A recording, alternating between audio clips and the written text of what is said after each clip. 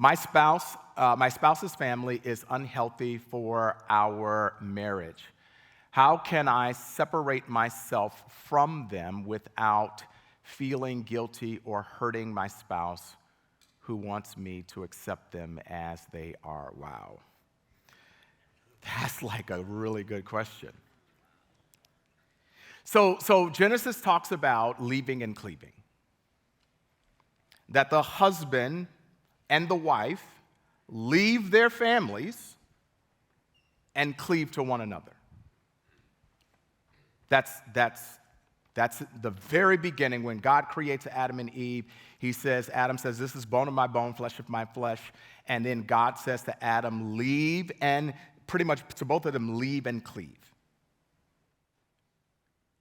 And the idea here is that you and your spouse are coming together and you fight for the highest possible good for one another.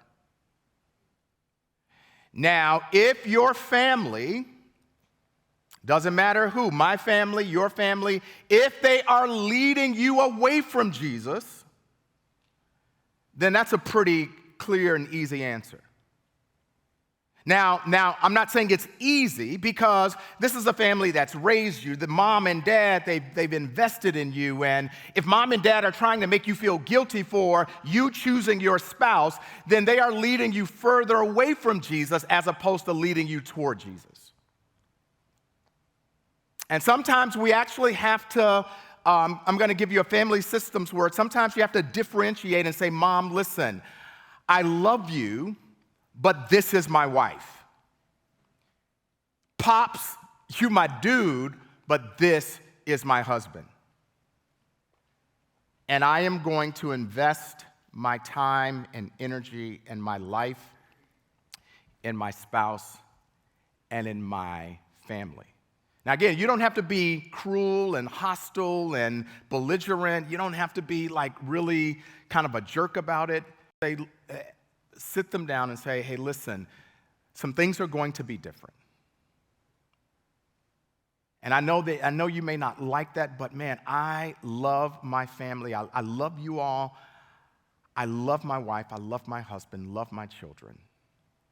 And there are some things that you have said or done. This is hard. When my mother was alive, I had to do this to my mom. It wasn't easy.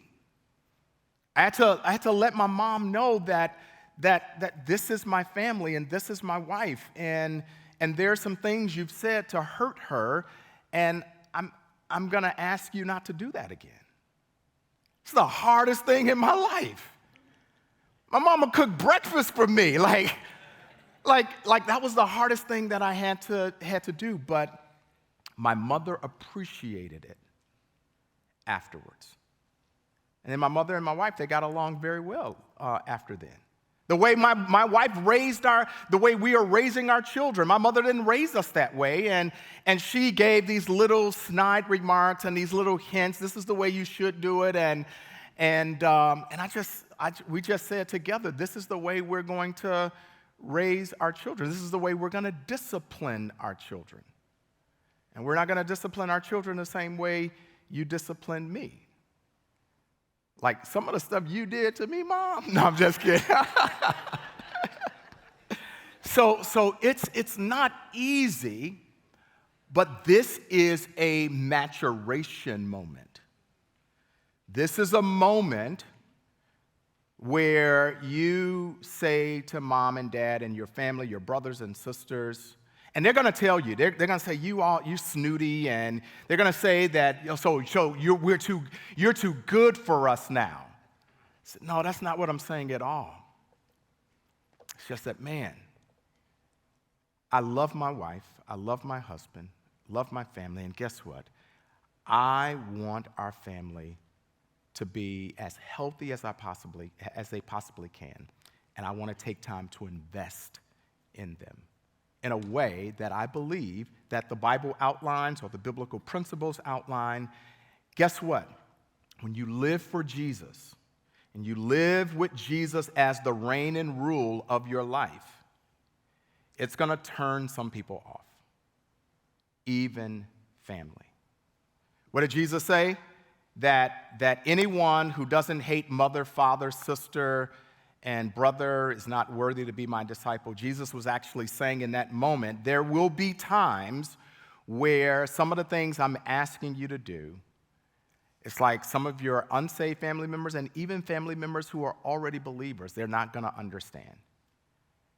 And they're going to think like something is weird with you.